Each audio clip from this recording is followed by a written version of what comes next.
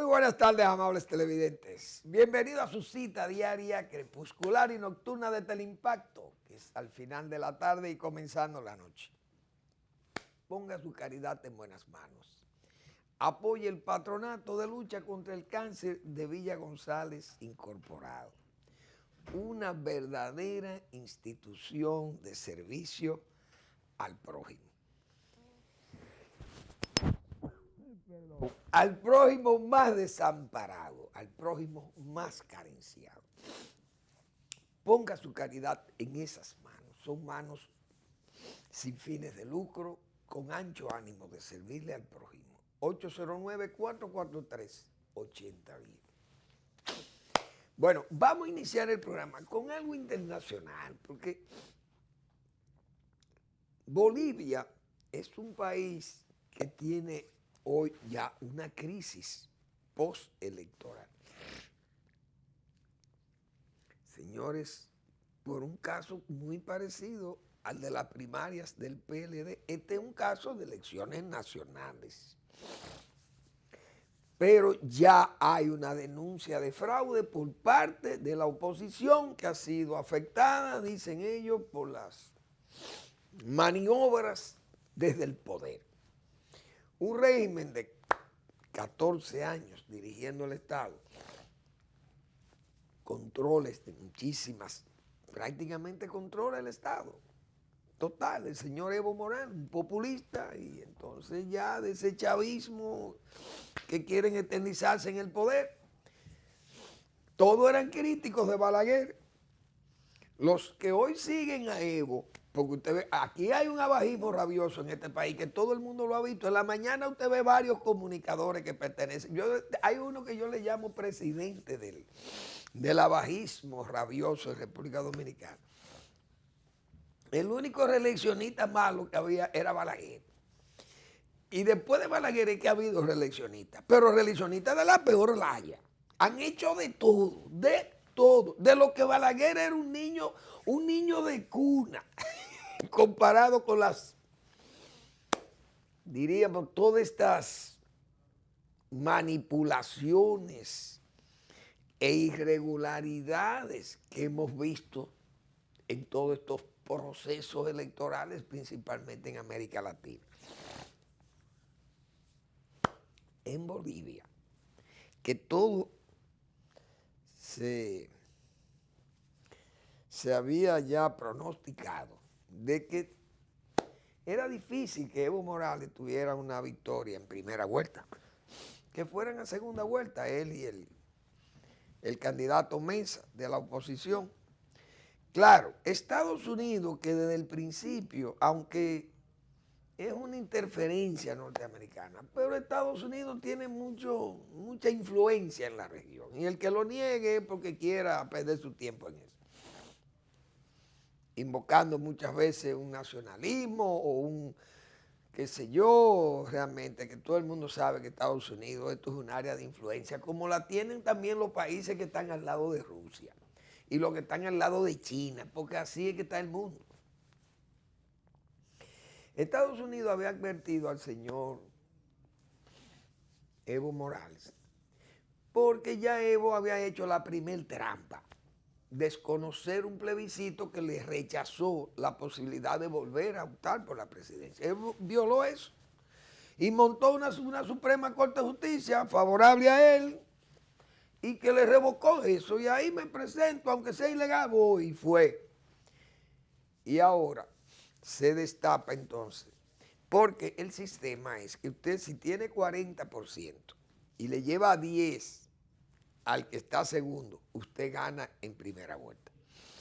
Ahora, si usted no logra esos 10, no puede pasar en primera vuelta, tendrían que ir a una segunda vuelta. Él tenía el 45 y algo, contra el 46 contra un 36, pero hay unas fracciones de .87 contra .25, algo así. O sea, es unas fracciones. Pero hubo un problema parecido al nuestro en las primarias del PLD. Un parón, un apagón, como dicen estadísticos.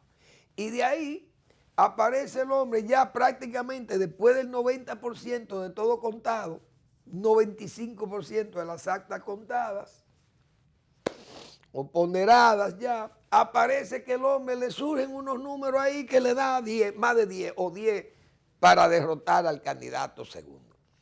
Eso ya ha sido denunciado por los Estados Unidos y hay una crisis en Bolivia. Eso significa que como está, como habíamos dicho de aquí, allá es una crisis porque es unas elecciones nacionales. Aquí no hay una crisis porque estas son elecciones primarias las que hubo. Leonel Fernández tuvo la opción, bueno, como yo lo que estoy en medio de gente que me han engañado y que han usado todo el Estado en forma realmente escandalosa, con todos los recursos habidos y por haber, y entonces tenía la opción de irse de su partido. En Bolivia son elecciones nacionales. Pero ustedes pueden estar seguros que en Bolivia vienen problemas gravísimos. Porque la oposición ya con ese apoyo de los Estados Unidos, la OEA tendrá que intervenir allí. Leonel Fernández tiene una demanda. Y la Junta, que es tan respondona, no ha dicho, esta boca es mía. Una demanda para que, como tiene por ley o por resolución, tiene que hacerle una auditoría al equipo, que ya uno no sabe si valdrá la pena o si. Porque eso es lo que se busca, darle larga al asunto para que no se haga. Es decir, algo típico de lampedusiano, del gatopardismo en que nos hemos estado manejando aquí hace un tiempo. Cambiarlo para que todo siga igual. Darle tiempo al tiempo. Se diluye y ya se le olvida a la gente. Pero eso está pendiente, hay una demanda ahí para que la Junta dé una respuesta a lo que se le planteó sobre diríamos, las exigencias que hace el sector de Leonel Fernández a lo que es la auditoría forense, técnico forense del proceso electoral primario en la Junta Central Electoral, que a todas luces se vio todos los inconvenientes y las, diríamos, las trampas y las obstrucciones, los muros que se le han puesto para que las cosas no se investiguen, porque todo eso que hizo hoy, esta crisis que tiene el PLD la generó la Junta Central Electoral, porque fue advertida de los problemas. ¿Qué hicieron? Con un resabio, el señor jefe de la Junta Central Electoral, lo que le respondía a la gente con una dureza y con una firmeza que usted se confundía. Nadie más serio que yo, y esto va muy bien, y esto está todo bien. Fueron y lo avalaron empresarios, obispos, rectores, fueron y avalaron el proceso. No, aquí está todo bien. Vamos a ver si en Bolivia está todo bien. Y es muy parecido al caso de aquí. Pero vamos a ver si en Bolivia está todo bien. Y nosotros dijimos, esos problemas, aquí porque todavía estamos tranquilos. Pero usted verá la crisis que genera eso en Bolivia si se quiere imponer eso.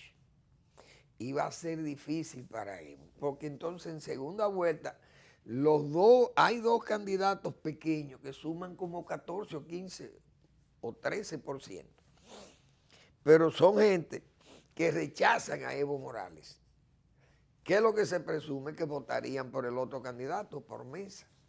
Y eso en segunda vuelta podría perder el señor Evo Morales, que sería una catástrofe para él y los que mandan en Bolivia. De todas formas, la Junta Central Electoral, decía yo ayer, la de aquí, tiene un silencio como para que se olviden las cosas. Ya a la gente se le va olvidando que nosotros actuamos en forma pecaminosa, aunque Leonel Fernández dice, no, yo sé que ustedes son gente seria. Pero es que la tosudez y tan respondón que ha sido el señor presidente. Sin embargo, a lo que lo cuestionó más seriamente todavía, que fue el juez Madera Arias del Tribunal Superior, también están callados, no dicen nada. Un hombre tan respondón como es. Yo creo que sigue vigente el Julio Vete del doctor Marino Vinicio Castillo, porque esa junta sinceramente no está en capacidad de poder administrar ese proceso de elección para el 2020. No creo. Con esa conducta y toda esa actitud hostil, incluso no de árbitro, sino de policía que ha tenido el presidente de la Junta Central Electoral y los inconvenientes, más aquella renuncia de Roberto Saladín, esas cosas han complicado y yo no creo que con esta Junta se pueda hacer unas elecciones creíbles o transparentes en el 2020. Pero los actores, los entes políticos, los partidos son los que tienen que hacerle las exigencias, porque ellos son los que representan a los ciudadanos en el proceso electoral. Tengo otra nota extranjera también. Veo aquí, yo comentaba el día pasado, ¿por qué Venezuela le dan un asiento de primera fila en el Consejo de Derechos Humanos de la ONU a una dictadura? Pero una dictadura criminosa, que fusila, que mata, que encarcela, que exilia y que empobrece. Óigame, porque hay dictadores que no empobrecen. Pero esta es una dictadura que empobrece además, roba, saquea el país y gana asientos de primera fila. ¿Por qué?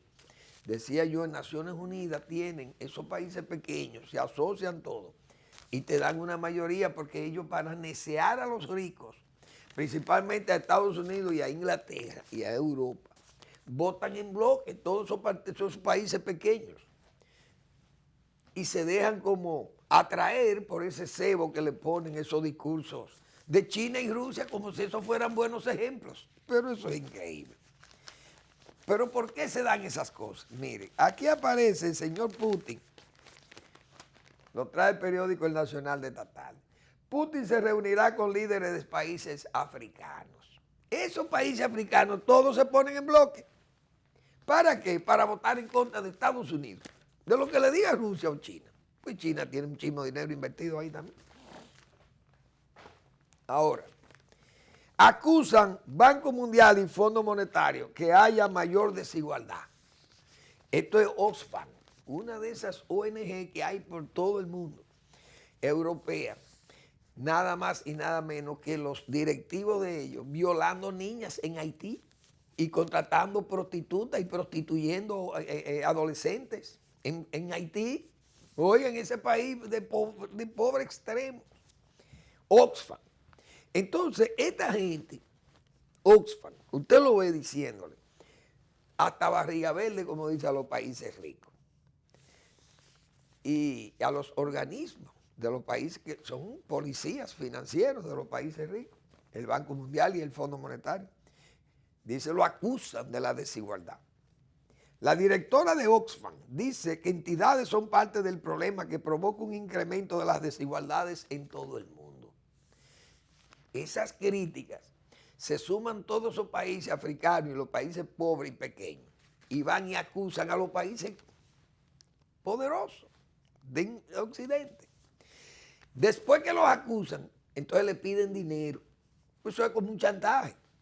Oiga lo que dice la señora que acusa al Fondo Monetario y al Banco Mundial del incremento de las desigualdades en todo el mundo. Dicen son parte del problema, pero pueden ayudar a la solución. Claro, con el dinero, ¿qué es lo que piden? Lo que yo decía, el grupo de los 77 países más pobres. Acusan a Gran Bretaña, Europa y Estados Unidos de ser los malos ejemplos del mundo. Conclusiones de la conferencia o del seminario. Que Estados Unidos aporte 90.000 millones de dólares para que ellos salgan a camino. Explíquenme usted. Después que los chantajean, es un relajo.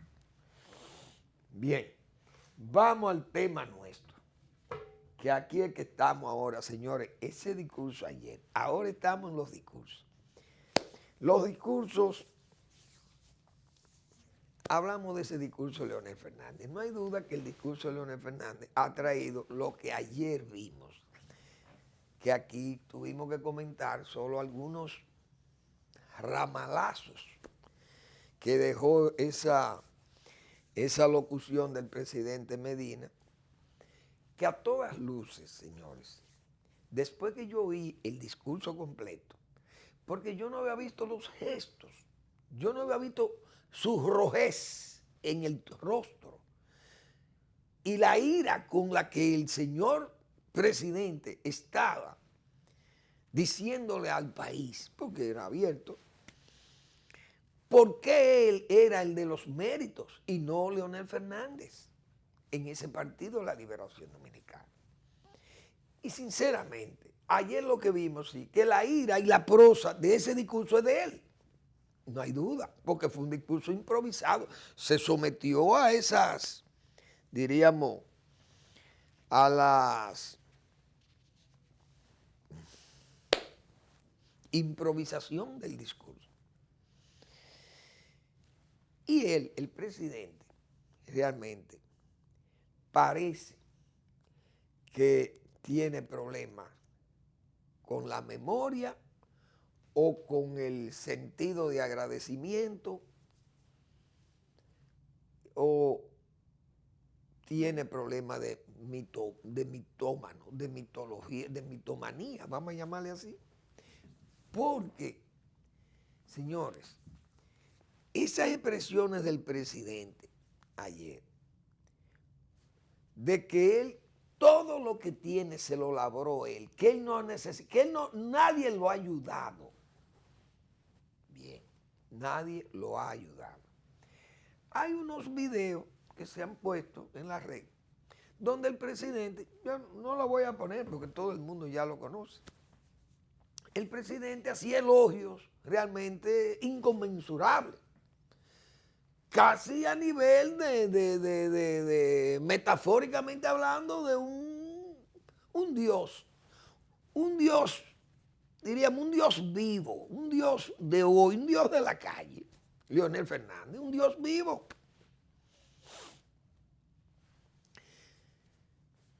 Por el esfuerzo que había hecho Leonel Fernández en el 2012 para que él ganara las elecciones.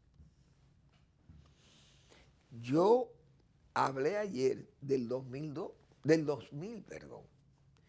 y le recordaba a mis amabilísimos televidentes lo que yo entendí cómo pasaron o sucedieron esos hechos del 2000. Como yo no había oído el discurso completo, el presidente se fue más atrás. Es decir, Leonel Fernández, tú no eras nadie y yo fui quien te ayudé. Pero era muy lógico. Y el que vio la respuesta con el doctor Marino Vinicio Castillo, sabe que el doctor Castillo hizo un recuento también de cómo Leonel Fernández, este joven, jovencísimo, para el 94 fue escogido por Juan Bosch. ¿Y por qué Bosch no escogió a Danilo Medina? Si Danilo era el hombre que tenía todo el control del partido y tenía una fuerza descomunal que le dijo a Leonel, preocúpate que yo te hago presidente. ¿Por qué no lo escogieron al presidente Medina en esa oportunidad? ¿Qué pasó? Pienso yo ahora, señores, Bosch era un hombre sumamente observador. Y yo pienso que Juan Bosch, en el 90, fíjense cómo escogió un señor de Santiago, apellido Hernández, creo que era. Una cosa, un espécimen rarísimo. Pero ninguno gritó contra Juan Bosch. Cuando Juan Bosch dijo, es fulano de tal, un tal señor Hernández, yo no me acuerdo el nombre. ¿Cómo era el nombre de ese caballero? El hombre terminó después siendo un fiasco, porque el hombre terminó en el PRI, creo que fue candidato a la vice después con Jacobo Magluta, en paz descanse. Bueno, yo no sé, el hombre, eso fue una selección rarísima de Juan Bosch. Yo creo que esa competía con la del difunto, que en paz descanse también, Jacinto Peinado. que Jacinto, un hombre excelente, un hombre de buen trato, trabajador, político, inició, diríamos, su carrera política, que la inició con una política de asistencialista. Yo recuerdo sus camiones de agua, trajo innovador, trajo la peinadora, tiene su nombre. Fue un hombre muy innovador en la política folclórica que nosotros hemos hecho o hemos levantado en la República Dominicana. Pero escogió una vice en un momento en que Balaguer necesitaba tal vez más, compactar más sus fuerzas y eso trajo un desastre. Pero Juan Bosch, repito, escoge a un señor Hernández. Dejó a todo el mundo del PLD y a la comunidad política nacional la dejó impactada, como se dice,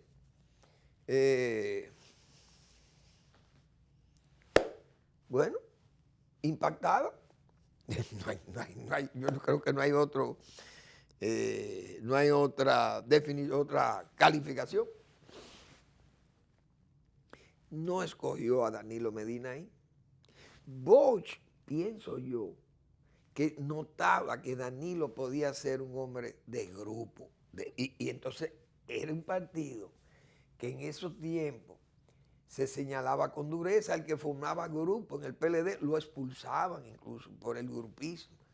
Danilo parece que comenzó a trabajar en eso y Bosch lo tenía como muy chequeado. A mí me dijo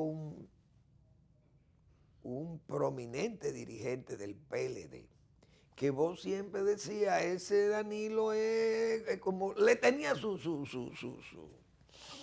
le guardaba como cierta distancia, en el sentido de que parece que ya sospechaban que estaba en las formaciones de grupo, o en la formación de un grupo especializado o especial de él. En el 94, como dijo el doctor Castillo en la respuesta, esa gente esperaban que lo escogieran a ellos. No lo escogieron. Incluso el presidente Balaguer escogió a Danilo Medina como presidente de la Cámara de Diputados. Creo que fue para los años 90, ya no recuerdo. 80 o los 90, al final no recuerdo. Entonces, al escoger a Leonel Fernández, bueno, pues Leonel Fernández, un joven que dirigía una revista, no tenía trabajo político a nivel de base, como ya tenía Danilo Medina. Lo más lógico es que si a él no lo escogieron a Danilo, no podía dar viso de que él controlaba el partido porque Juan Bosch lo hubiera expulsado. Que vos no tenías la suficiente claridad mental ya que estaba afectado. Bueno, pero entonces quedaba ese Bosch. Estaba ahí vos todavía. En el 94 fue el candidato del PLD. Y en el 96 fue ahí a levantarle el brazo a Leonel Fernández y a decir que Leonel Fernández era un diamante sin pulir. Y habló del camino malo, entonces se sentía un Bosch todavía con cierta claridad mental, con frescura mental, porque eso eran iniciativas de ideas buenas políticas, de eslogan del propio profesor Bosch. No escogió a Danilo ahí, ni escoge a Euclides, ni escoge a ninguno de los veteranos. Escogen a Leonel Fernández, porque ya había sido el candidato a vice. Lo escogen para candidato en el 96. Lo más lógico es que todos trabajen con él o que lo rechazaren. Ninguno lo rechazó, no lo objetaron públicamente, por lo menos. Aunque el doctor Castillo dice que sí sentía y vio el distanciamiento y los disgustos se podían apreciar, porque a él mismo le cuestionaban como que por qué lo elogiaba al doctor Castillo mismo. El presidente Medina habló de eso anoche y dijo que él fue quien ayudó a Leonel. Leonel nunca negó eso, tengo entendido, porque Leonel Fernández lo primero que ha dicho es que yo lo que hacía era dirigir la revista Teoría y Política, no me acuerdo, creo cómo era que se llamaba esa revista del PLD, y manejar los asuntos internacionales. O sea, yo no tenía contacto con ese partido, incluso Leonel Fernández era un hombre que no conocía de mañas políticas. Y lo confesó después, no es que yo fui y me senté ahí, yo ni sabía qué era, cómo se hacían las cosas, se nombraba una gente allí, yo no veía nombramiento. ¿A quién puse yo? A Danilo Medina. Es decir, Leonel Fernández, aunque recibió ese apoyo de Danilo Medina, pero también él le dio a Danilo Medina la calidad para que Danilo Medina dirigiera el PLD y el gobierno. Y eso fue de rédito político para el licenciado Medina. Quiere decir que ahí había que compensar aquello y decir, miren, los dos nos necesitábamos y contribuimos los dos en esto. Porque quien levantó ese 35 fue Leonel Fernández con su discurso también. Y quien le gustó a los viejos, como se dice, fue ya el propio Leonel. Porque si Balaguer lo hubiera rechazado desde el principio y dice, mire, ese muchacho no conviene, nosotros no podemos apoyarnos en él porque eso es un muchacho y eso no va para ningún lado, pero él le vieron algún talento a Balaguer. ¿Y por qué? Entonces, lo señalaron los veteranos, señalaron a Leonel. Y ahí vino el apoyo de los demás del PLD. No le quedaba, como se dice, otro remedio, pero se necesitaron los dos. Luego Leonel viene y hace su trabajo. Yo hablé del 2000, que el presidente Medina se quejó de que no recibió el apoyo. Ya yo expliqué eso ayer. Ahora vamos a explicar, después de la pausa, lo que pasó en el 12, visto por Manuel Fermín. Pero después de la pausa, seguimos.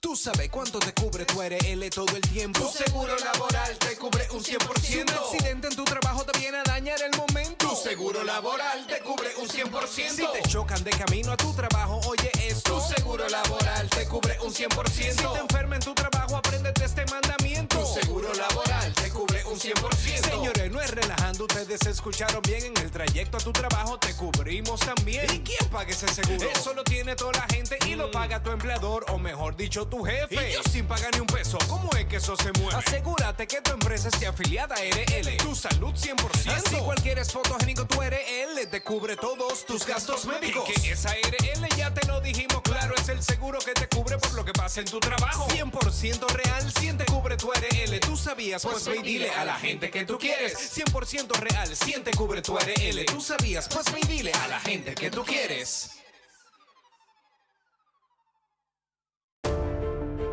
De lunes a viernes, de 8 a 9 de la noche, A Ganar. Órgano de difusión de la Gran Alianza Nacional Renovadora. Ganar. Todas las personas que de alguna manera. Con Lindsay Casahara, Juárez Castillo, Nanfi Rodríguez y José Gregorio Cabrera. A Ganar. Por Teleimpacto. Canal 22 de Altiz, 52 de Aster y Claro. El Banco Central hace política monetaria. Para ello, utiliza la tasa de política monetaria, buscando incidir en las tasas de interés a que los bancos captan ahorros y prestan para el consumo de los hogares y la inversión de las empresas. El objetivo de la política monetaria es mantener la inflación en torno a una meta definida por el Banco Central, logrando la estabilidad de precios y contribuyendo a crear las condiciones para un crecimiento económico sostenido. Banco Central de la República Dominicana, por la estabilidad y el crecimiento.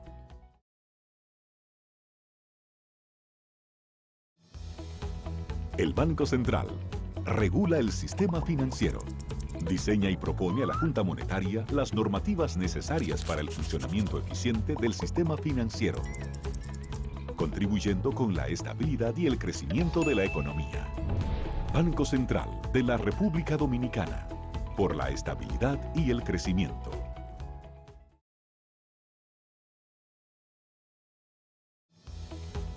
El Banco Central es responsable del buen funcionamiento del sistema de pagos.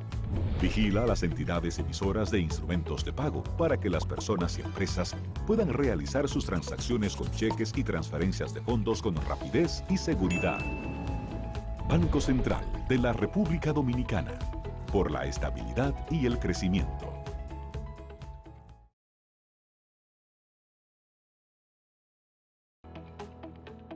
El Banco Central emite el dinero. Es la única institución autorizada por la Constitución de la República Dominicana y la Ley Monetaria y Financiera número 183-02 para emitir los billetes y las monedas que las personas y empresas utilizan diariamente.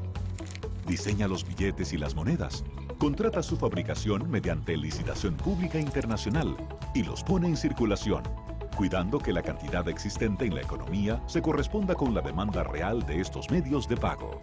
Banco Central de la República Dominicana, por la estabilidad y el crecimiento.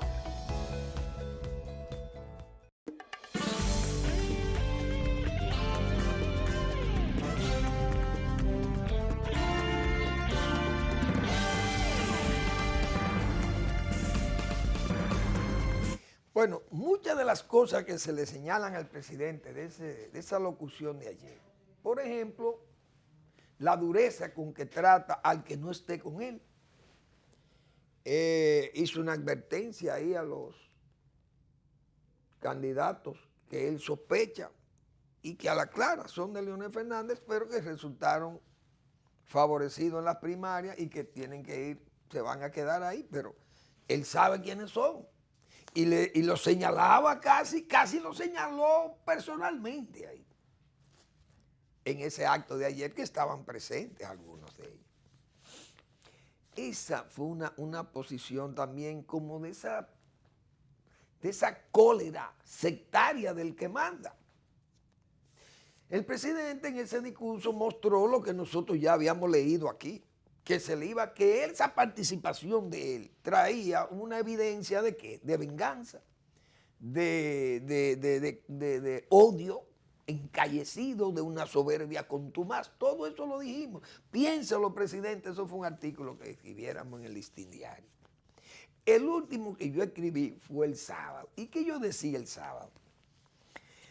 ¿A qué viene este delirio de hegemonizar la vida política de la nación, usando el poder como una máquina de guerra, empeñados en significarse políticamente en exceso, esperando que los demás entiendan que el gobierno se ejerce como un colectivo, como una marca o una empresa de único dueño? Por ese camino solo llegamos a una suerte de dictadura democrática. Y la verdad que uno no puede compartir ese comportamiento tan particular después que se ha luchado tanto para que la República supere las conductas de los que mandan, de pretender obsequiarse una dirección contenida exclusivamente como si fuera de la esfera de lo privado. El presidente habló precisamente como si el gobierno fuera un asunto de una empresa de él, un colectivo, del danilismo. No.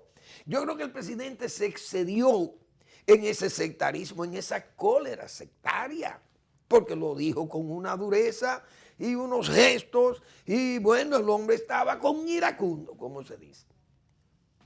Y dijo que no iban a cogerlo de tonto, que lo que se iban y que van prácticamente a cancelar el que no esté de acuerdo con el gobierno. Algo increíble, que eso no se había visto aquí, solamente en la era de Trujillo.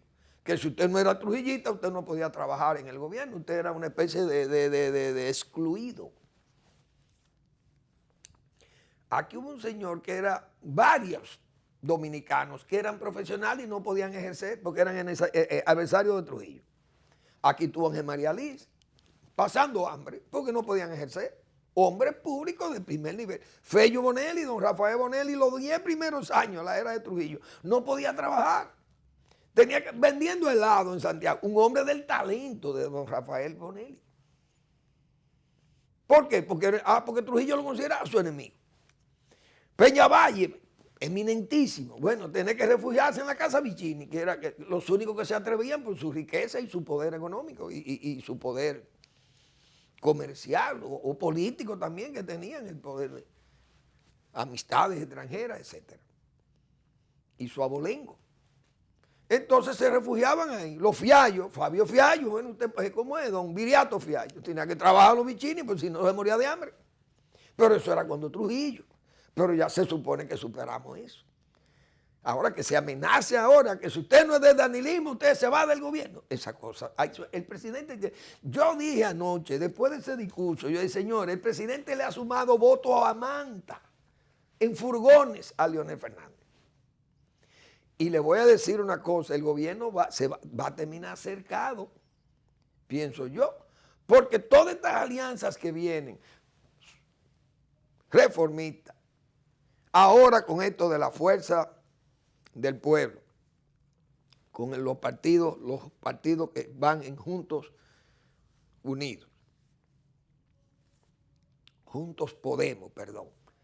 Todos esos partidos, y ¿qué le digo? Y la anuencia, diríamos, de lo que es la oposición del PRM, que están dispuestos a negociar.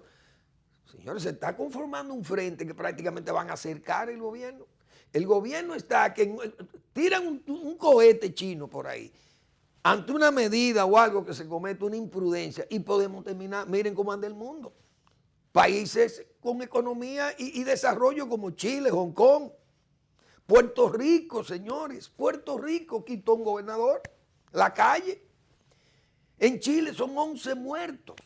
Bueno, digo yo, pero el gobierno se va a ir exponiendo yo me acuerdo del gobierno de Salvador de Blanco con ese sectarismo. ¿Dónde terminó? Miren cómo terminó ese gobierno. Entonces, yo creo que en ese discurso el presidente mandó como ese mensaje de que el que no está conmigo es enemigo mío. Pero lo que yo digo aquí, el gobierno no es un ente privado, no es una empresa de único dueño. Y yo creo que eso fue un mal mensaje que mandó el presidente ahí, repito, porque eso, yo decía aquí, el desbordamiento oficial en la lucha interna del PLD lastró las cuentas nacionales y afectó la economía al abrir todas las espitas de la administración pública en una lucha interna ferocísima, dejándonos la viva imagen de un PLDismo cada vez más fracturado. Eso fue el sábado que yo dije eso. Ahí está la fractura. Entonces, esto se pone una vez, son como signos de agonía de un PLD en el poder. Ese discurso ayer del presidente con esa rojez de su rostro y sus, diríamos, sus gestos tan marcadamente iracundos. Eso yo creo que mandó un mal mensaje, pienso yo. Y van a terminar, repito, si mandan el día que manden una encuesta ahí, y digan que Leonel Fernández tiene números, diríamos, importantes, o que puedan ir superando lo de Gonzalo, que fue el penco. ¿Y qué es un penco? Pero verdad, el presidente se puso a repetir lo que le dijo Lidio Cadet. Y Lidio Cadet, que parece que tiene problemas de indigencia léxica, digo yo, porque venga acá, ¿a quién se le ocurre ponerle un nombre a Gonzalo de penco? Como si Gonzalo fuera un hombre de esos pencos grandes, de esos caballos que son los pencos, como le dicen. Vamos a ver qué es un penco. Yo creo que yo tengo las notas por aquí, porque eso no está bien. Ay, Dios mío. Bueno, parece que yo no lo tengo ahí. Pero el penco todo el mundo sabe que es un caballo viejo, derrotado. Un caballo que no tiene fuerza, que ya está realmente en desahucio. Y que eso lo tienen ahí nada más para andar de retozones, como dicen, con las yeguas. Ay, Dios mío. Un penco. Caballo flaco, viejo y desgarbado, de poco valor y utilidad. Aquel penco no le servía para las labores del campo. O sea, eso no funciona, es un caballo que no sirve para nada. En la persona, ¿es una persona que está falto de vigor o es holgazán, o inútil. Oigan bien, ahí está el penco. Pero los muchachos lo tenían ahí. Fíjense esto, señores, la definición de penco. Y el presidente repite esa palabra para hablar que su candidato es un penco de candidato. Pero además, ya, el presidente se le criticó también ese yo, y yo voy a ganar, pero presidente, usted no es el candidato. Pero cuenta con que con ese PLD presupuestario. Yo decía ayer, el presidente cuando deje el poder es que se va a dar cuenta si es verdad que esa gente que tienen, vinieron a reconocerle su liderazgo 25 años después, esos amigotes de él, de ahí del Comité Central, y del Comité Político. El presidente lo distinguió ayer, esos son sus primeros enemigos, y yo me permito decírselo al presidente, porque no estoy ahí, no soy del PLD, yo no estoy inscrito allá. Pero esa gente vino a reconocer el liderazgo del presidente Medina 25 años después, es decir, en el 94 ellos pudieron haber impuesto a Danilo Medina, pero era Bush el que mandaba, entonces no era Danilo el líder. Cuando el presidente coge anoche y dice que Margarita no era valorada para el 2012, para enfrentarlo a él, y que esos amigotes de él, de ahí del comité político, impidieron que esa señora la pusieran, que no fue que Leonel dijo, no fue que ellos, esos amigos. Presidente, ellos se opusieron porque di que ella no tenía calidad política para hacer propuestas, y Gonzalo tenía, y lo aprobaron ellos mismos. Es decir, esas contradicciones la gente las ve, todo eso, repito, le va a sumar votos a Manta a Leonel Fernández, por furgones. Esas cosas van a ser lo que van a debilitar ese PLD que terminará espiritado. Esa es la verdad, muy espiritado. Así es que va a terminar el PLD. ¿Qué pasó en el 12? El presidente alega que no fue apoyado por Leonel Fernández. Señores, ahí hay una portada del periódico Hoy, de la Gallup Hoy, que el presidente debe percatarse de ese asunto, porque son cosas, lamentablemente, son tan de bulto, tan visibles, que yo no sé cómo el presidente obvió eso. Yo no sé si los muchachos, si tienen esa imagen ustedes ahí, de la encuesta Gallup. ¿Ustedes la tienen ahí? ¿No la tienen ahí? Bueno, vamos a ver si yo se la puedo mostrar aquí. Porque ya yo no se la puedo mandar a ustedes ahí. Pero la encuesta Gallup del periódico Hoy, allá en la fecha para cuando Hipólito Mejía tenía un 47.9% y Danilo tenía un 33.4%. Señores, eso fue en fecha lunes 22 de agosto del 2011. Esa era la situación del presidente Medina como candidato. Hipólito Mejía 47.9, Danilo 33.4, pero ya está bien, ya la gente sabe que eso lo conoce de más. Esa realidad le decía a 27 senadores y a todo ese comité político, tal vez con excepciones de los íntimos amigos del presidente Medina, fueron los primeros que le dijeron: Leonel, tienes que montarte tú, tienes que reformar la Constitución, métete tú, que Danilo nos va a llevar a la derrota. Presidente, eso era lo que decían esos amigos que usted hoy distingue ahí, que esos no son amigos suyos, y usted lo verá cuando usted salga del poder, que esos no son amigos suyos. Si Leonel Fernández ganara las elecciones, a usted lo van a dejar con 3 o 4 íntimos que usted tiene ahí. El resto son los primeros que van de rodillas a pedirle a Leonel Fernández que los acepte de nuevo. Esa gente, repito, 25 años después fue que vinieron a darse cuenta que usted era el líder de ese partido. Entonces, cuando usted mostraba esos números de 33 contra 40, perdiendo de un hombre que usted óigame, que había hecho el peor gobierno de este país. Un gobierno que salió en forma apestosa del poder. Y fíjense los niveles que le llevaba a usted en ese momento. Eso trajo como consecuencia que todo el PLD le dijera a Leonel, candidatéate, reforma la Constitución, ven, sálvanos, porque Danilo nos va a hundir. Leonel, no voy a cambiar la Constitución. Aquí lo que falta es que a Danilo le falta fuelle, le falta aire. Vamos nosotros a brindarle aire. ¿Qué es lo que se necesita? 5,000 millones. No, pone 10,000 millones. Esa fue la respuesta de Leonel Fernández.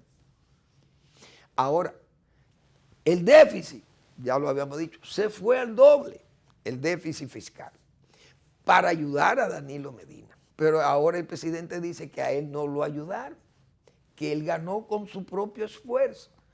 El presidente no puede perder eso en la memoria no se le puede perder. Entonces, dice el presidente que hubo un acuerdo con Hipólito Mejía, pero que después Hipólito Mejía dijo que lo iba a meter preso a Leonel Fernández. Yo he dicho aquí, nadie en este país, si Salvador Jorge Blanco cuando salió del poder hubiera tenido 30 senadores como tenía Leonel, porque otra cosa, esos senadores le debían el cargo a Leonel Fernández porque el propio Danilo Medina en el 10 no salió a hacer campaña. Yo andaba con un senador danilista y yo no vi al presidente Danilo Medina en Macorís haciendo campaña para ese senador. Al que yo vi fue a Leonel Fernández, que fue 3 veces, para que ganara Amílcar Romero allí. Y Amílcar es un hombre del presidente Medina. Y Leonel lo sabía, pero lo apoyaba porque Leonel era un hombre del partido. Ahora, esos 30 senadores, si Leonel perdía el poder, Hipólito Mejía subía, bueno, a Danilo no le iba a pasar nada. ¿A quién va a meter preso? Sí, a Leonel. Sí, Leonel iba a decir, mire, yo tengo 30 senadores allí. Tengo 150 diputados y todas las municipalidades y las altas cortes, todo lo controlo. ¿Cómo yo voy a caer preso? Ustedes pueden creer que Leonel Fernández le tenía miedo a Hipólito Mejía para no caer preso con ese poder que iba a tener, y se iba a ir a la oposición con ese poder, que Hipólito Mejía tenía que gobernar por decreto. Y en todo ese barullo de decreto iba a terminar en un impeachment, como se dice, en el Congreso, cuestionado, y hasta una guerra civil hubiera traído una destitución de Hipólito Mejía aquí. Porque, ¿qué era lo que Leonel Fernández no quería con Hipólito? Que la economía se deteriorase.